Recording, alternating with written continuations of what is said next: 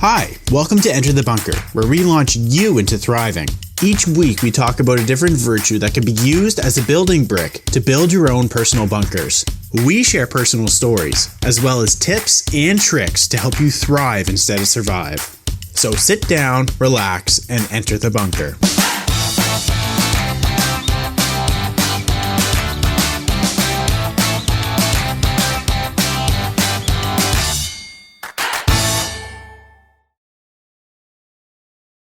Welcome everybody to the how-tos of appreciation.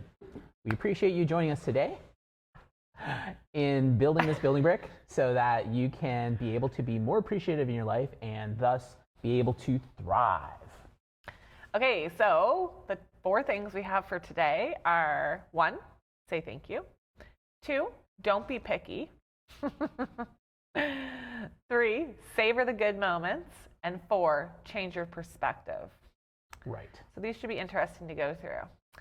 Number 1, say thank you. This is the simplest way to show appreciation, and it's free. Spread it around. Put your appreciation into words and make it known that you are. Simple gestures like this can go a long way. It's also contagious. Yes, exactly. Yeah. What's interesting is that it's really interesting that we're talking about this in Canada, which is considered like one of the most polite countries in the world. Oh, sorry. Yeah. So, sorry, and thank you, right? Yep. So even when I think about how often in the course of a day, if I was just to like go around town or even just services that I handle and so forth, the words thank you come through a lot. Yeah. Right. So I think we're pretty good at this, but I think a lot of people, yeah, even like when someone holds the door open, even though we talked about it in the previous episode, that didn't seem to be your experience often, but I find at least when I hold the door open with others, they do say thank you in some way. Not necessarily thank you, but they'll just say thanks or, actually, yeah, they say thanks. I've even said thank you like 3 times when you're going through 3 sets of doors. Thank you. Thanks again. Yeah. And I feel like a loser sometimes. I'm like, do I say it the 3rd time? Yeah, might as well. There you go. Yeah. But it's, doing it regularly is just a way of exuding appreciation for the things that others might be doing for us, which is a sense of gratitude, right? Yeah. I think too, like where I mentioned this in the last episode, for something as simple as like holding the door, but if it's like your job or you're thanking somebody for something specific, I think you should make sure you say that specific thing. Right. It just kind of goes into, what else did we talk about this for another building brick that we did. Anyways, I think it just kind of goes into more detail. It makes it more meaningful. Right. If you give the reasoning behind it. Right, because oftentimes But sometimes a thank you, like that's fine too, depending on the situation. Yeah, you don't want it to come across as manipulative though. Right. So, and that's just it. If you're very specific about it, then that specificity doesn't feel like you're just manipulating the person to make them feel like, to manipulate their feelings. You're showing real gratitude. Yeah. So if you talk about specifically what it is that you're thankful for, then that limits the sense of, oh, you're just saying that just to try to make me feel good. Right. And you don't really care. Yeah. People aren't necessarily going to say that, but that's what they're picking up in their minds, and that's how they're feeling. Yeah. Yep, exactly. So number 2 is don't be picky. Everything is deserving of appreciation, even the little things. Appreciation can't be saved for just the big things in life. To live with appreciation, you need to show gratitude for the little things too. So don't be picky. I feel like, I don't know. Out of the list of 4, I was kind of confused with this one being in there. Maybe you can elaborate on why that would be. So to become more appreciative, why would not being picky? To become more appreciative, and I'd say that this is probably one part that I could probably work on. Yeah. Is to be more consistent with expressing the gratitude and the thankfulness of the things that you do appreciate.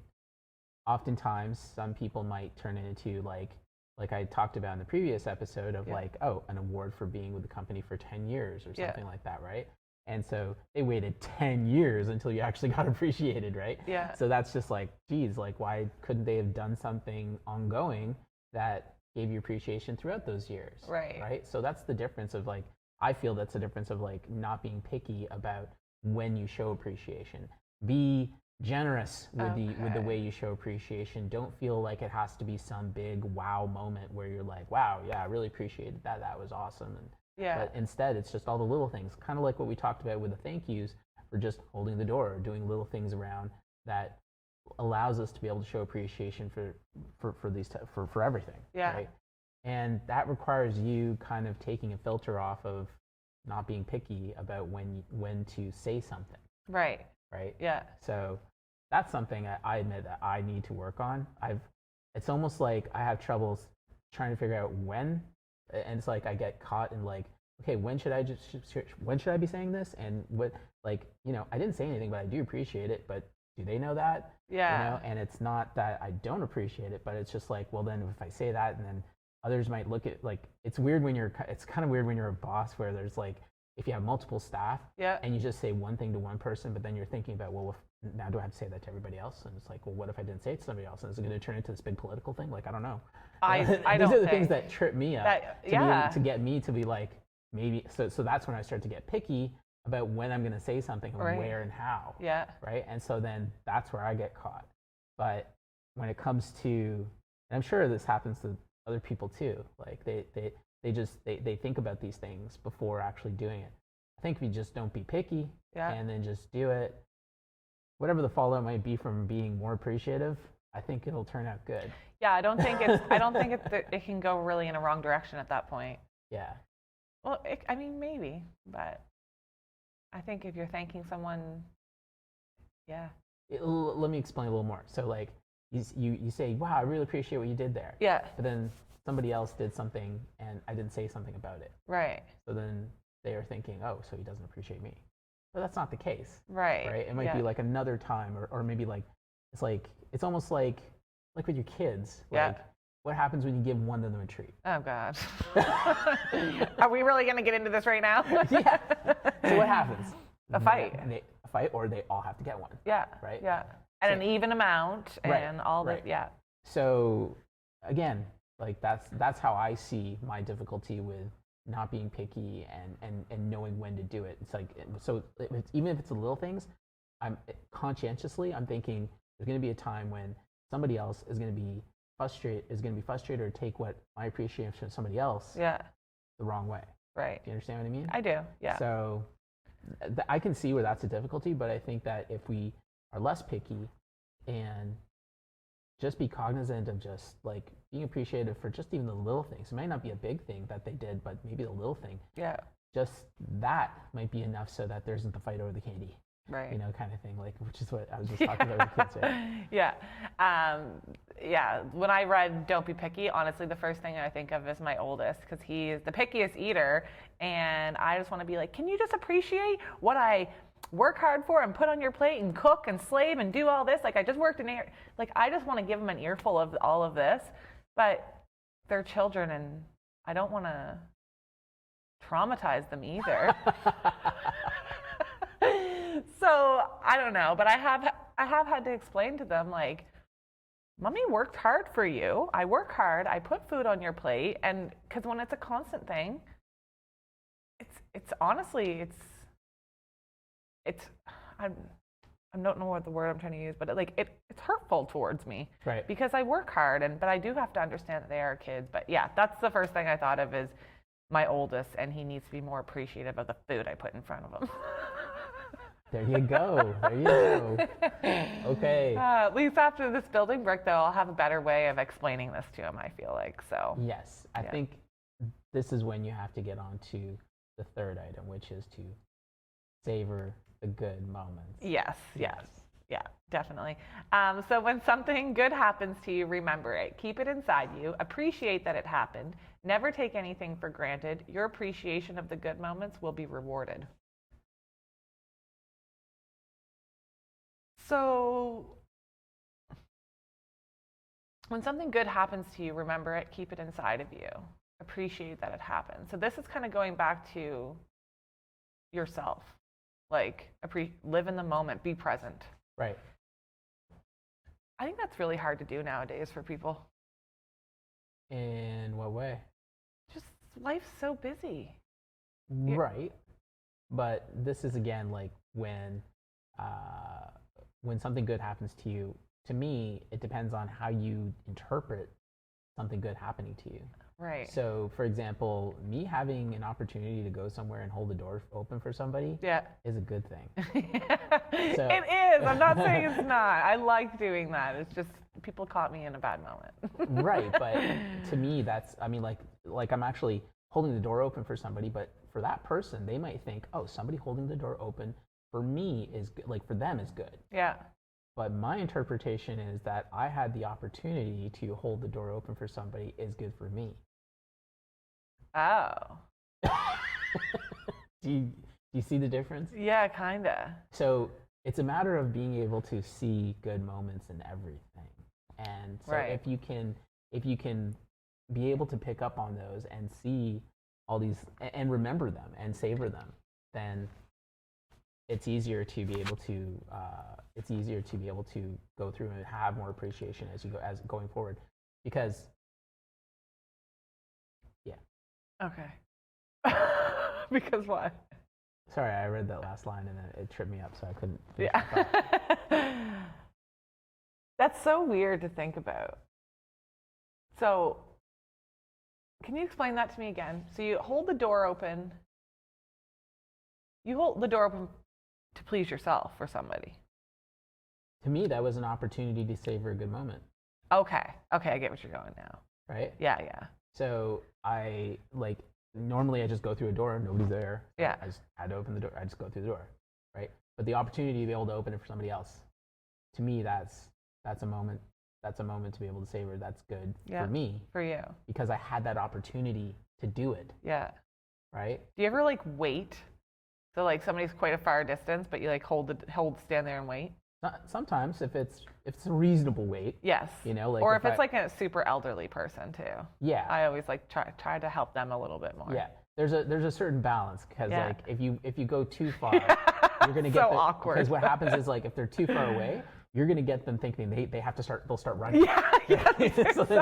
I'm like, no rush. Yeah. They're just like, oh no, because they think that. I've been there. I've been the one running before too. Yeah. So there's a certain amount of time that they're gonna go through in a few seconds. It's okay, and so. Yeah. I've definitely held the door open for an elderly person, and you can tell they're struggling to move a little bit fast, and I'm just like, no rush. I'm literally yelling no rush to them because I'm just trying to do it to be be a nice person and do that for them. Okay, number 4, change your perspective. Even in the negative, there is a positive.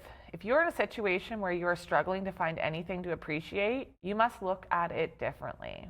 If you hate the snow, try to find appreciation on how beautiful it can make a landscape or the joy it brings to children playing in it. It may take some time searching, but there is something to appreciate in every situation, and you will thrive when you begin to look for it.